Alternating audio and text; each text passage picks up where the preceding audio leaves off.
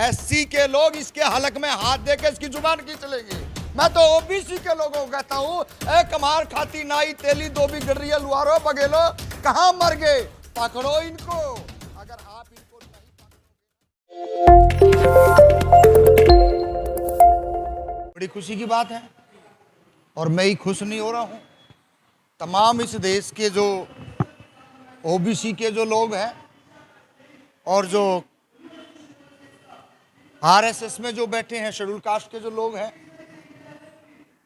जो बीजेपी विचारधारा के लोग हैं, वो तमाम आज लगातार 3 दिन से बड़ी वाहवाही लूट रहे हैं और ये ठोक के ये बात कह रहे हैं कि बहुत बड़ा हमने गिफ्ट जीत लिया है और 33% महिलाओं के लिए रिजर्वेशन।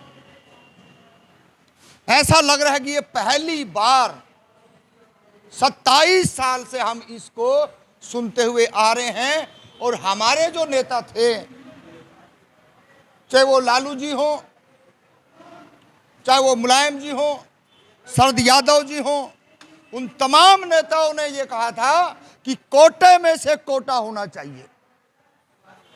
लेकिन दुर्भाग्य की बात है, जो तलवे चाट लोग हैं, जो आरएसएस और बीजे की भाषा बोलते हैं, मैं आपको एक ताजा वाक्य बताता हूं। कल का ही, कल फरीदाबाद के अंदर कोई प्रोग्राम था एक विशेष जाति का, जो जांगड़ा जाति है वो, और उसी जांगड़ा जाति के जो बहुत बड़े थंब जिसको कहते हैं, हाथी जिसको कहते हैं, जिसका सबके पैर में सबका पैर, ऐसे ऐसे लोगों ने मन से ये बात कही कि जी महिलाओं को 33% रिजर्वेशन मिल गया है। और एक नहीं है जिसमें पढ़े लिखे जो कमिश्नर रैंक के अधिकारी थे, जब मैंने उनका अलग हटा के पूछा कि साहब आप बताइए 33% किस हिसाब से है और ओबीसी का गया कहां, तब वो कह रहे हैं नहीं आप चुप रहिए थोड़ा सा।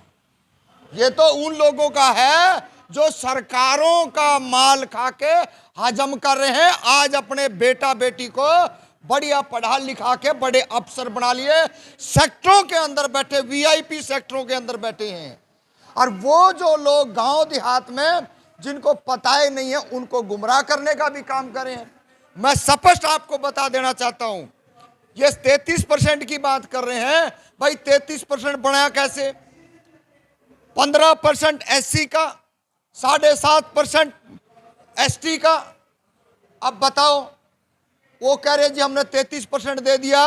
भाई 33% कहां से दे दिया? ओबीसी का कहां है? ओबीसी का तो नाम ही नहीं ले रहे। जब आप जो 22.5% चला जाता है, उसके बाद जो बचा है उसमें कौन लड़ेगा? वो ताकतवर जातियां, वो ताकतवर जातियों की जो महिलाएं जो शहरों में रह रही हैं, कोठियों में रह रही हैं और अच्छी पढ़ लिख रही हैं। बिल्कुल, हमारी जो महिलाएं हैं, हमारी जो बहनें, हमारी जो बेटियां हैं, हमारी जो मिसेज है, वो तो गांव देहात में है। और जो थोड़ा बहुत पढ़ लिख के आज दिल्ली यूनिवर्सिटी कॉलेज में जब आई भी है, तो उसके लिए रिजर्वेशन कहाँ है? पूरा देश में ये डंका जो लोग पीट रहे हैं वो महामूर्ख लोग हैं। अगर आपने देना है, आप सीधा सीधा दीजिए ना, आप 50% दीजिए। हम खुश हैं, महिलाओं को 50% दीजिए, कोई दिक्कत नहीं है। लेकिन शरद यादव, मुलायम सिंह यादव, चाहे रामविलास पासवान, वो कहते थे कि हमें 33% अलग से चाहिए। वो जो है इन्होंने कोटे में कोटा दे दिया है। हाँ, तो वही हम कह रहे हैं ना, कोटे में कोटा नहीं चलेगा। और पूरे देश के अंदर 90 में जिस तरीके से इन्होंने मंडल आयोग और कमंडल की बात करी थी, उस टाइम 90 में हम लोग जिंदा थे। हमने ये इंडिया गेट जलता हुआ देखा है, ये दिल्ली जलती हुई देखी है। और अगर हमारे हक पे आज भी जिस तरीके से ये विश्वासघात कर रहे हैं, ओबीसी की बात नहीं कर रहे, ये काले नाग बीजेपी के, और बीजेपी में जो रह रहे हैं तमाम ओबीसी के लोगों को मैं कह देना चाहता हूं, अगर आप बीजेपी की और आरएसएस में रह रहे हो, तो पिटाई कुटाई आपकी अब होनी शुरू हो चुकी है। मोदी जी तो खुद ओबीसी है सर, वो महिलाओं के लिए आरक्षण क्यों नहीं लेकर के आए? कोई ओबीसी नहीं है, बिल्कुल भी ओबीसी नहीं है।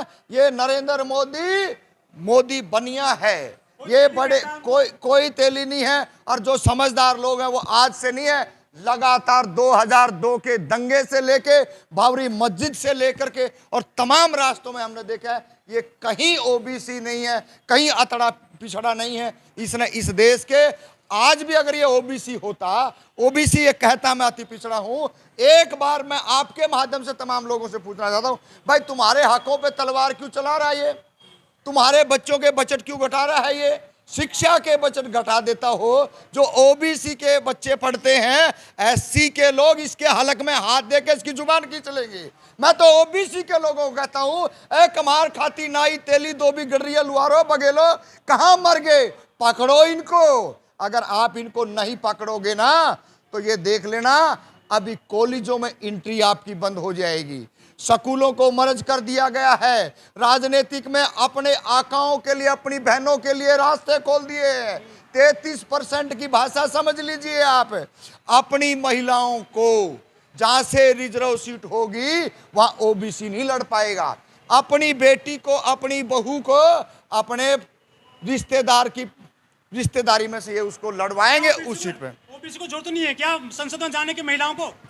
खूब जरूरत है, बिल्कुल जरूरत है और जाना चाहिए। क्या ओबीसी सोया हुआ है अभी तक? अभी तक सोया हुआ है। जो आरएसएस के अंदर, जो बीजेपी के अंदर जो लोग बैठे हैं महामूर्ख हैं, और जिसका जिंदा जागता उदाहरण मैं आपको बता चुका हूं कि वहां पे डांस करे जा रहे हैं, वहां पे कृष्ण की लीलाएं हो रही हैं, वहां पे और तरह तरह के पाखंड किए जा रहे हैं। महिला दिवस के नाम पे आपको पब्लिक को बुलाते हो और वहां पे महिलाओं के हक की बात नहीं कहती। आप उसी मन से ये कहते हो कि इस देश के अंदर नरेंद्र मोदी ने बहुत अच्छा काम किया।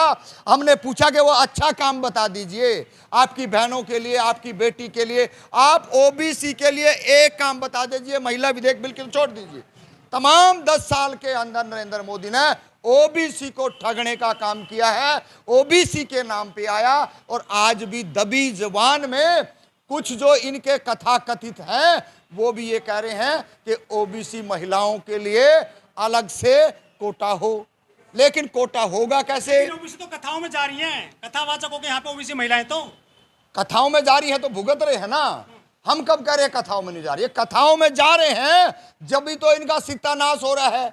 कहीं भी इनके पार्लियामेंट में दबे कुचले अति पिछड़े की बात मैं अगर करूं, जो पिछड़ों की अगर हम बात करें, मैं देखिए दो चीजें हैं, आपके व्यूअर को बुरा लगे या अच्छा लगे। जो अति पिछड़े हैं उनकी हत्या होती है, उनका सबसे बड़ा नुकसान है। चाहे कम्हार हो, लुहार हो, नाई हो, खाती हो, गडरिया हो, जोगी हो, बघेल हो, इनका ये बता दे देश के अंदर कम्हारों मर गए, वो खातियों मर गए, वो नाइयों मर गए, तुम्हें वो पिछड़ो हो कहाँ? लेकिन जागना जी, मोदी जी की फोटो वायरल हो रही हैं, वो लुहार के पास भी गए हैं, वो मोची के पास भी गए हैं। रंग रोगन क्या हुआ? दुकान में मोची की में, कुम्हार की में पेंट कर रखा है, बड़े कायदे से रेड कारपेट बिछाया गया है। देखिए रेड कारपेट इसीलिए बिछाया गया है ताकि आपकी हत्या करी जाए, और बढ़िया तरीके से हत्या तभी होती है।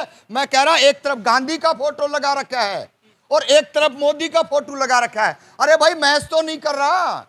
आप ये बता दो, आपके स्कूल में आप प्रोग्राम महिलाओं के नाम से करते हो और ये कहते हो नरेंद्र मोदी ने अच्छा काम कर दिया। ये दोगलापन नहीं चलेगा। आप मेरे को ये बता दे, इस देश का कोई भी अति पिछड़ा ये बता दे भाई तुम्हारी महिलाओं को, बहन बेटियों को क्या मिला है? कहीं पर भी तो नहीं है। लेकिन सर 78 महिला सांसद है इस टाइम देश की लोकसभा में, 78 में से 40 बीजेपी की हैं। क्या वो काम नहीं कर रही है देश के लिए? देखिए आपको पहले 650 महिला हैं, 7,500 महिलाएं होनी चाहिए थी टोटल जब से विधान लोकसभा चली है, जब से लेके, और 6 पॉइंट प्लस कुछ है। ये टोटल महिलाएं, शेड्यूल कास्ट भी आ गया, जिसमें ओबीसी भी आ गया, पिछड़ा भी आ गया, सारे आ गए हैं। ये इतना छोटा आंकड़ा है। और फिर आज भी जो मन बुद्धि के लोग हैं, बेदिमाग के लोग हैं, जो तलवे चाट और जूते चाट, जो आरएसएस बीजेपी में, जो ओबीसी के, जो दलित लोग हैं, मैं तो पहले तो ओबीसी वालों को कहूंगा और खास करके अति पिछड़ों को कह रहा हूं, कब शर्म आएगी आप लोगों को? कब तक इनके आप तलवे चाटते रहोगे? कब तक आप इनका वजन ढोते रहोगे? गधे हो क्या?